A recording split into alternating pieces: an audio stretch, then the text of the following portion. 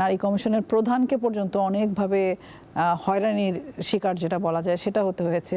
গণঅভ্যুত্থানের মধ্যে দিয়ে অনেক নতুন নারী নেতৃত্ব তৈরি হয়েছে, যেটা আমাদের জন্য আশার। ফলে তাদের ইতিহাসটা, আমি আজকে কিছুক্ষণ আগে আরেকটা আলোচনায় ছিলাম, অনেকে বলছেন যে ইতিহাসটা পুরুষরা লেখেন, কিন্তু ইতিহাস কোনো নারী পুরুষের ব্যাপার না। ইতিহাস একটা সময়ের ব্যাপার, একটা কালের ইতিহাস আপনি লিখবেন, ভূমিকা লিখবেন। সেখানে নারীর ইতিহাস যদি, নারীর অংশগ্রহণটা যদি ইতিহাস থেকে বাদ দিয়ে দেওয়া হয়, বরং নারীকেই কিন্তু তাকেই তার যে বিষয়টা সেটা কিন্তু সামনে আনার জন্য কাজ করতে হবে। ফলে ইতিহাস লেখার কাজটা কারো হাতে যদি আমি রেখে দেই, যেখানে আমাদের সমাজটা একটা বিভক্ত সমাজ, যেখানে একটা পুরুষতান্ত্রিক সমাজ, সেইখানে নারীকে কিন্তু একটা খুব গুরুত্বপূর্ণ ভূমিকা রাখতে হবে। ধরেন নারীর ছবি নাই, তাহলে সেই ছবি কেন নাই, নারী কমিশনে কেন নাই, সেই জন্য কিন্তু নারীকে একটা অগ্রণী ভূমিকা রাখতে হবে। আমি বিশেষভাবে মনে করি এটা কোনো পুরুষ বা কোনো দলের ব্যাপার না যে দল আমাকে স্পেস দিয়ে দিল। আমাকে ওই জায়গাটা তৈরি করতে হবে যাতে আমি অনিবার্য হয়ে আমাকে আনতেই হবে। যেমন 51% হচ্ছে ভোটার, হ্যাঁ, 50% বেশি হচ্ছে নারী। তাহলে যদি মানে সেই নারীরাই তো অনেক অনেক ভূমিকা রাখতে পারে। তো ইতিহাসটা আর ইতিহাস তৈরি, নীতি নির্ধারণ সবকিছু জায়গায় নারীদের অংশগ্রহণটা আমি মনে করি জরুরি। এই মানে গণঅভ্যুত্থানে যে নারীদেরকে পেয়েছি, আমরা আশা করি এই সম্ভাবনার জায়গা থেকে নারীদেরকে আমরা ইতিহাসে আরও গুরুত্বপূর্ণ ভূমিকা দেখতে পাবো। যে জুলাইয়ের অভিজ্ঞতা কাজে লাগিয়ে বাংলাদেশের তরুণীদের বা নারীদের রাজনৈতিক সচেতনতা খানিকটা বেড়েছে কিনা এই বিষয়ে একটু বলবেন, এবং একই সঙ্গে এই 2 বছর পর সবচেয়ে বড় রাজনৈতিক প্রাপ্তিটা কি আসলে নারীদের? অনেক ধন্যবাদ। অবশ্যই নারীদের, শুধু নারী না, পুরো জাতীয়ভাবেই আমার মনে হয় জনগণের মধ্যে এক ধরনের রাজনৈতিক সচেতনতা বৃদ্ধি পেয়েছে, রাজনৈতিক আকাঙ্ক্ষা বৃদ্ধি পেয়েছে, রাজনৈতিক বোঝাপড়া বৃদ্ধি পেয়েছে। আমার মনে আছে সম্ভবত এটা 3 আগস্ট হবে, আমি আমার বাসার বারান্দা দিয়ে দেখছিলাম একেবারেই কিশোর নারী শিক্ষার্থী, তারা আমার পাশের বাসায় একজন মানে আওয়ামী লীগ করতেন, ওনার বাসায় লিখছেন এখানে ফ্যাসিবাদের দোসর থাকে, ফ্যাসিবাদ থাকে এরকম লিখছে। তো এই যে ফ্যাসিবাদ শব্দটা, এটাও কিন্তু আমাদের মানে এখন ধরেন একজন রিক্সা চালক, একজন পোশাক শ্রমিক পর্যন্ত ফ্যাসিবাদ কি সেটা বুঝতে পারে। ফলে রাজনৈতিক সচেতনতা নারী পুরুষ শ্রমজীবী সবার ক্ষেত্রে বেড়েছে, এবং নারীদের ক্ষেত্রে তো অবশ্যই আমি মনে করি যে রাজনৈতিক বিষয়ে যে আগ্রহ, সেই আগ্রহটা তৈরি হয়েছে। আর মুনিরা শারমিন যেটা বলছিলেন, যেটার সাথে আমিও একমত, যে কথাটা আমি অনেক সময় বলে থাকি যে ভয় যেমন সংক্রামক, সেরকম সাহসও সংক্রামক। ফলে আমরা ভয়ের মধ্যে ছিলাম 15 বছর, এরপরে যখন গণঅভ্যুত্থানটা হলো, 15 বছরের আন্দোলন, তরুণদের আন্দোলন যখন একটা জায়গায় এসে মিলল, তখন আমরা দেখলাম যে সাহসটা এক সংক্রামকের মতো ছড়াতে থাকলো। এবং যখন আবু সাঈদ কে গুলি করা হলো, আবু সাঈদ প্রাণ দিলেন বুক টান টান করে, তখন কিন্তু সেইটা আরও হলো। তো এরপরে যদি আমরা দেখি সবচেয়ে বড় অর্জন আপনি কি বলবেন, আমি বলবো যে সবচেয়ে বড় অর্জন আমরা মানে এক দল তরুণ নারীদেরকে পেয়েছি আমরা, যারা আমাদের সম্ভাবনা, এটা আমি মনে করি সবচেয়ে বড় অর্জন। আর এখানে আমাদের একটা অন্যান্য কমিশনের মতো নারী কমিশন হয়েছিল, নারীদের অনেকগুলো প্রস্তাবনা, নারীদের অধিকার নিয়ে, নারীদের সম্পত্তি অধিকার, নারীদের সকল জায়গায় সমান অধিকারের যে প্রশ্ন নাগরিক হিসেবে, সেই প্রশ্নগুলো সেই কমিশনের মধ্য দিয়ে এসছে। কমিশনের মধ্য দিয়ে অনেক রকম প্রস্তাবনা এসছে, এগুলো আমরা মনে করি যে এগুলো আমাদের অর্জন। কিন্তু সেই অর্জনের পাশাপাশি আমরা যা আমরা পাই নাই, সেটা যদি আমরা দেখি যে আমার ঐক্যমত্য কমিশন ছিল, সেখানে নারী কমিশন ছিল না। ঐক্যমত্য কমিশনে 100 আসনে সরাসরি নারীদের জন্য নির্বাচনের কথা উঠেছিল, সকলেই প্রথম দিকে একটু একমত হয়েছে, পরে দেখা গেছে যে সেই জায়গাটাতেও আমরা আসতে পারি নাই। সেখানে 5% এসেছে, এবং সেই 5%ও আসলে সকল দলগুলো মনোনয়ন দেয় না, যেটা মনি আপা ইতিমধ্যেই বলেছেন।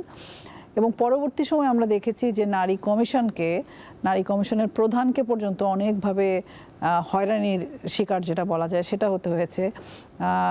নারী কমিশনের সদস্যদেরকে হয়রানির শিকার হতে হয়েছে। সংসদে আমরা যেভাবে নারীদের উপস্থিতি আশা করেছিলাম, সেই জায়গায় আমরা দেখলাম যখন সংরক্ষিত আসন যতক্ষণ পর্যন্ত নির্দিষ্ট না হয় ততক্ষণ পর্যন্ত কিন্তু 7 জন ছিলেন, আমি যদি ভুল না করে থাকি, মনি আপা আরও ভালো বলতে পারবে। তো 7 জনের মধ্যে একজন এই পাশে, বাকিরা এই পাশে, কিন্তু এই 300 জনের মধ্যে মানে সেই 7 জনকে কিন্তু খুব একটা মরুভূমির মতো অনুভূতি হতো। এবং এখনও বরং একটু প্রাণ ফিরে পাওয়া যায় যে হ্যাঁ, এখন 50 জন যুক্ত হয়েছেন, যারা চেনা মুখ এবং নতুন মুখ, এই চেষ্টাটা আছে। এবং এবার সংসদে যারা সংরক্ষিত আসনে আছেন, তাদের মধ্যেও একটা মানে আগে যেভাবে আমরা মানে সংরক্ষিত আসনে দলগুলো যেভাবে মনোনয়ন দিত সেই জায়গা থেকে কিছুটা ভিন্নতা আমার কাছে মনে হয় এবার আছে, এবং সেখানে গণ-অভ্যুত্থানের আকাঙ্ক্ষাটা আছে। ফলে আমরা আশা করি যে এই যে যারা আমাদের সম্ভাবনা নতুন নারীরা এবং এই বাংলাদেশে যারা নারী আন্দোলনে এবং রাজনৈতিক আন্দোলনে ভূমিকা রেখেছে, এই নতুন এবং রাজনৈতিক আন্দোলনে এই দুইয়ের সংমিশ্রণে আমরা আশা করি একটা নারীর অধিকারের জন্য যে আন্দোলন সেটা আরও সংগঠিত হবে। নিশ্চয়ই। মনিরা শারমিন, একটা বিষয় একটু যদি আপনি যোগ করেন আমার সঙ্গে, যে জুলাইয়ের চেতনা বাস্তবায়নে নারীদের এই মুহূর্তে কোন কাজটি জরুরি বলে আপনি মনে করেন?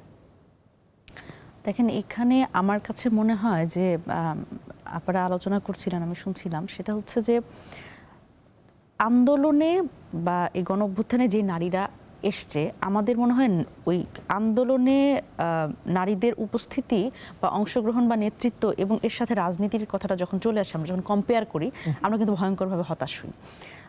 আমার মনে হয় যে এই গত 7-8 বছর ধরে ক্যাম্পাস ভিত্তিক যে আন্দোলনগুলো হয়েছে, যেগুলো ন্যাশনাল আন্দোলন হিসেবে ছড়িয়েছে, কোটা সংস্কার, নিরাপদ সড়ক আন্দোলন, সব জায়গাতেই কিন্তু উপস্থিতি অনেক বেশি ছিল, কিন্তু পরবর্তীতে রাজনীতির কথা যখন আমরা বলি তখন দেখি নারী কম। কিন্তু আমার মনে হয় এই দুইটাকে একসাথে মানে করে দেখার থেকে আমাদের বরং রাজনীতিটাকে আলাদা করে দেখা দরকার। কেন আলাদা করে দেখা দরকার? যে যারা বিভিন্ন ক্যাম্পাসে ছাত্র নেতৃত্ব হিসেবে ছিল, তারা পরবর্তীতে গণ-অভ্যুত্থানে অংশগ্রহণ করেছে, কেউ কেউ আমরা ন্যাশনাল পলিটিক্সে আসছি, সবাই আসে নাই। এখন আমরা এটা এক্সপেক্টও করতে পারবো না যে সবাইকে আমরা জাস্ট বলবো যে তুমি রাজনীতিতে আসো, আমার দলে আসো। তা আমরা তো আসলে কোনো ইনসেন্টিভ দিতে পারছি না। আমাদের ব্যাপারটা হচ্ছে যে একটা পরিবর্তন যদি আমরা দেখাতে পারি, তখন আসলে নারীরা অনুপ্রাণিত হয়। একটা পরিবর্তন কি, গণ-অভ্যুত্থান একটা পরিবর্তনের নাম না? তখন তো মানুষ, ওই যে রাজনৈতিক সচেতনতার কথা আপা বললেন, শুধু নারীদের মধ্যে না, মানুষের মধ্যে, একজন রিকশাওয়ালা থেকে শুরু করে একজন শ্রমিক, প্রত্যেকের মধ্যে এক ধরনের রাজনৈতিক সচেতনতা তৈরি হয়েছে। এটা যেমন সত্য, কিন্তু নারীরা যে রাজনীতিতে আসবে, আমরা না দিতে পেরেছি একটা সুন্দর রাজনৈতিক পরিবেশ, না দিতে পেরেছি কোনো ধরনের ইন্সপিরেশন। আপনি দেখেন বাংলাদেশে একটা ক্লাস 10 পড়ুয়া একটা স্কুলের স্টুডেন্ট, আমি যদি বলি সাতক্ষীরা শ্যামনগরে যে কোনো একটা স্কুলে ক্লাস 10-এ পড়া একটা স্টুডেন্ট, সে যদি আসলে রাজনীতিটাকে খুব ভালোভাবে দেখে, তার সামনে এরকম কোনো নারী আছে কিনা যে আমি অমুকের মতো হতে চাই। অথচ বাংলাদেশে খুব দীর্ঘদিন ধরে আমরা দুই নেত্রীকেই দেখেছি সামনে, হাসিনা এবং বেগম খালেদা জিয়া। তো কিন্তু নারী নেতৃত্ব তৈরির যে প্রক্রিয়াটা, এই প্রক্রিয়াতে আসলে কেউই মনোযোগ দেয় নাই। ইভেন আমি যদি বলি এখনকার যে রাজনৈতিক দলগুলো আছে, তাদেরও কিন্তু নেতৃত্ব তৈরির কোনো প্রক্রিয়া নাই, বা এটা নিয়ে তাদের কোনো চিন্তা ভাবনা নাই। আমার মনে হয় আমার জায়গা থেকে যেটা আমি সবচেয়ে বেশি ফিল করি, সেটা হচ্ছে যে একজন নারীকে আমি একটা জায়গায় গিয়ে আমি বলতে পারি না যে তুমি আমার দলে আসো, এনসিপিতে আসো, বা তুমি বিএনপিতে আসো।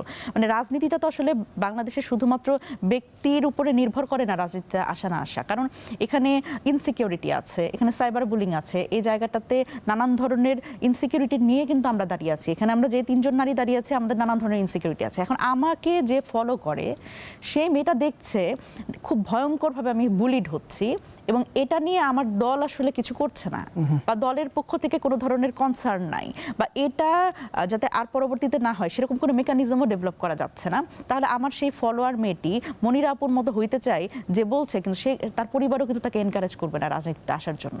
সুতরাং এইরকম আসলে আমাদের ওই জায়গা থেকে এই জায়গাতে আমাদের কাজ করা দরকার, যে এই পরিবেশটা আরেকটু যাতে সহজ হয়, রাজনীতিতে আসার প্রক্রিয়াটা যাতে সহজ হয়। এবং আরেকটা ব্যাপার, যে আমরা যখন আসলে, এটা আমার খুব ব্যক্তিগত এক্সপিরিয়েন্স থেকে বলি, যখন জাতীয় নাগরিক কমিটি ছিল আমাদের, একটা রাজনৈতিক প্ল্যাটফর্ম, একটা প্রেশার গ্রুপ হিসেবে যখন আমরা কাজ করছিলাম, সেখানে আমরা অনেক নারী পেয়েছিলাম। কিন্তু যখনই এটা রাজনৈতিক দল হিসেবে আবির্ভূত হলো, কমিটির জায়গায় পার্টি হলো, তখনই অনেকেই এটার ব্যাপারে একটা অনীহা পোষণ করেছে। কারণ ওই যে বাংলাদেশের একটা চিরাচরিত সামাজিক বাস্তবতা আছে, যে বলে যে আসলে রাজনীতি ভালো না, নারীদের জন্য আসলে রাজনীতি সিকিউর না, এই যে বুলিড হওয়া, পরিবার থেকে আসলে অনেকে বলে যে ভালো পরিবার থেকে রাজনীতি করে না। তো এই যে সামনে যে প্রেসিডেন্ট সেট করা, এটা একটা কাজ। আরেকটা কাজ হচ্ছে, সরাসরি আমরা রাজনীতির কথা যখন বলবো তখন অনেকেই অনীহা দেখায়, কিন্তু আমাদের কিন্তু সোশ্যাল লিডারশিপ লাগবে, সামাজিক নেতৃত্ব তৈরির মাধ্যমে কিন্তু এই জায়গাতে এনকারেজ করা, যে আমি আমার জায়গা থেকে রাজনৈতিক দলের প্রতিনিধিত্ব হিসেবে এই কথাটা বলছি, কিন্তু সোশ্যালি আমরা যদি নারী নেতৃত্ব তৈরি করি, বিভিন্ন জায়গায় একেবারে এলাকা ভিত্তিকও যদি সোশ্যাল এরকম করে লিডারশিপগুলো তৈরি করি, তাদের দিয়েও তো আমরা এই সংস্কারের কথাগুলো বলাতে পারি। কারণ এই সোশ্যাল চেঞ্জটা তো আসলে ধরেন শুধুমাত্র রাজনৈতিক সমস্যা না বাংলাদেশের সমস্যাগুলো, বাংলাদেশের সমস্যাগুলো কিন্তু সামাজিকও। তো এই সংস্কারের কথাগুলো আলাপগুলো কিন্তু আমাদের একেবারে তৃণমূল পর্যন্ত যদি আমরা নিয়ে যেতে পারি এবং সোশ্যাল লিডারশিপের মাধ্যমে এই কথাগুলো বলাতে পারি, তাদের কিন্তু স্থানীয় সরকার নির্বাচনের ক্ষেত্রে আপনি একটা জিনিস খেয়াল করবেন, প্রচুর নারীরা কিন্তু আছে স্থানীয় সরকার নির্বাচনে, কিন্তু তারা কাউন্সিলের ইলেকশন করতে চায়, নারী ভাইস চেয়ারম্যান সেই ইলেকশন করতে চায়, অনেকে সরাসরি চেয়ারম্যান ইলেকশন করতে চায়।